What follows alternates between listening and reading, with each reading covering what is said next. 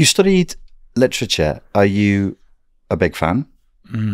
Yes and no. I'm very, I suppose, I think part of why I do what I do, and I'm sure you're similar in this way, I just can't stand people showing off about being, and so it felt immediately when I was 18, I felt like everyone's look at these old books I'm reading from the 17th century and all of this stuff. And I was almost deliberately being, oh yeah, well, I like Harry Potter. I'm a big Harry Potter fan. It was almost like trying to show, that was my defense mechanism. Right. And so I did, despite doing a literature degree, I chose always the sort of modern stuff, sci-fi stuff. Which you're a sci-fi fan? Not like a trekker, because is that even the word trekker? Trekkie. Yeah, so I don't know that stuff, but like anything like Interstellar, I'll go mad for. The books, like the Arrival, the movie. Yeah, you like book, that? Stories of, what's it called? Ted Chiang wrote that. So that stuff I love. Okay. Books that make you go in that way. Anything in a book that's sort of a bit, I can start feeling a victim-y, wokey kind of thing. Matt Haig writes like that. There was quite a few books where the main character is sort of autistic or something, and you're supposed to, and I'm like, this is not an autistic person writing the book. And, I can't handle that stuff. Anything too over the top soppy. Is Matt Haig, is he in the sci-fi genre as well, or? No, sort of. There's stuff about time. I read like 20 pages and I went, nah. He's very popular today. Yes. Popular. I'm a big sci-fi fan as well. Have you tried the 3-Body Problem?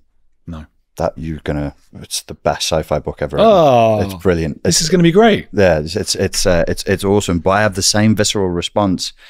I did it last night, go through 20 pages of a book and just be like, I'm not going to be able to sit with this author for the rest of this book because of, so there's two things for me. It's like the woke sort of a thing where people are given attributes that they didn't earn. You can have any character you want. They can be of any ethnicity, gender, I don't care.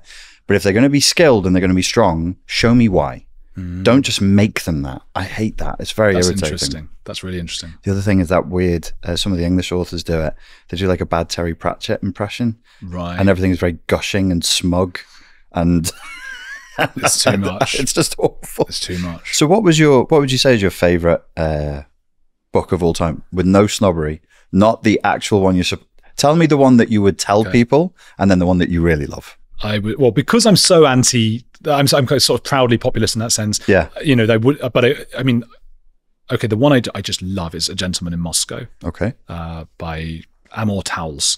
They've made a series of it, which ruined it, and they did make it all woke. So there's loads of Russian black people wandering around in it. And I'm sure there were some, but in Russia, in Moscow in 1910 or whatever. It's a kind of thing. No, not brought to me many.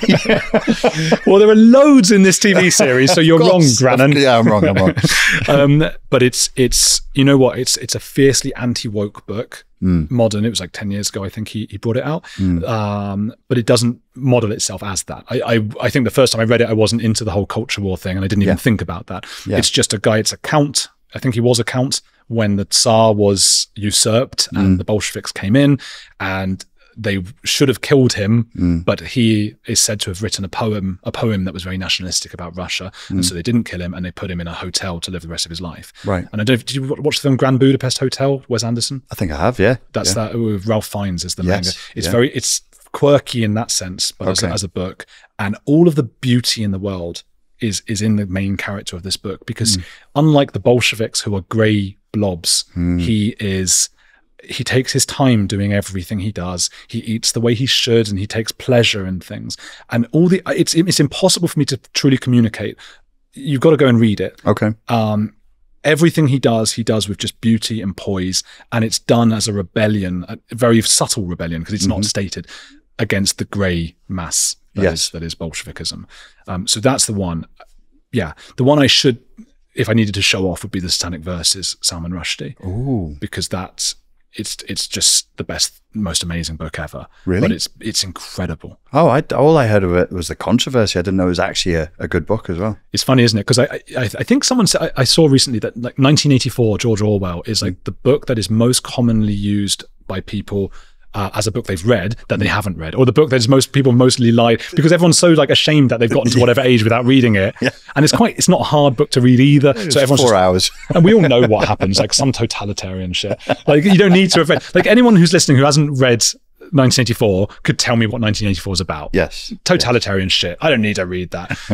Another one I would say is the Satanic Verses, because constantly I'll be talking to people, interviewing people about Islam and things like that. And they will say, because obviously the Satanic Verses was the book that Rushdie had to go into hiding for, yes, because of the controversial stuff he wrote. And they will say, and he didn't even say anything controversial. And I'll know immediately that they didn't read the book, because yes, he did. Okay. There is a page, if you want to know. I mean, I don't want to get you killed just for No, I'm not asked, but like just for your own safety's sake. But tell me, this is what Salman Rushdie said. This is what Salman Rushdie said, which is terrible that he said it, and he should damn him. Yes, and not us in the studio. Yes. There's a scene in it where Muhammad is portrayed as going behind a bush and pretending to talk to Allah, and then coming back and saying, yeah, he says I can have a bunch of wives, I can have sex with whoever I want. And it's basically saying the whole thing's made up so that Muhammad, I mean, look, obviously I don't want a blasphemy rule, and I admire. You don't want a fatwa. I don't want a fatwa either. So, you know, that's what it says in the book. Yeah. The Satanic Verses, what is that alluding to in the book? It's like, I don't actually know. And I don't think I knew at the time. I read it about 10 years ago. I'm not sure it's explicitly clear. Someone might correct me on that. The whole thing is like a mad, weird dream. He's the best writer, Salman Rushdie, ever. It's just extraordinary how he forms sentences, how he plays with language. And he's funny. You're laughing the whole way through. But firstly, he's the most pompous writer. You're reading it going, fucking hell, mate. You know, and he's also, although it's beautiful and fun and amazing and intellectual, it's an absolute, like, it's treacle to walk through. It is like, you've got to, I was 19 or 20 when I read the book. Yeah. And it was like, I'm going to read that book. And that was my your brain switched on to... Yeah, I couldn't do that now.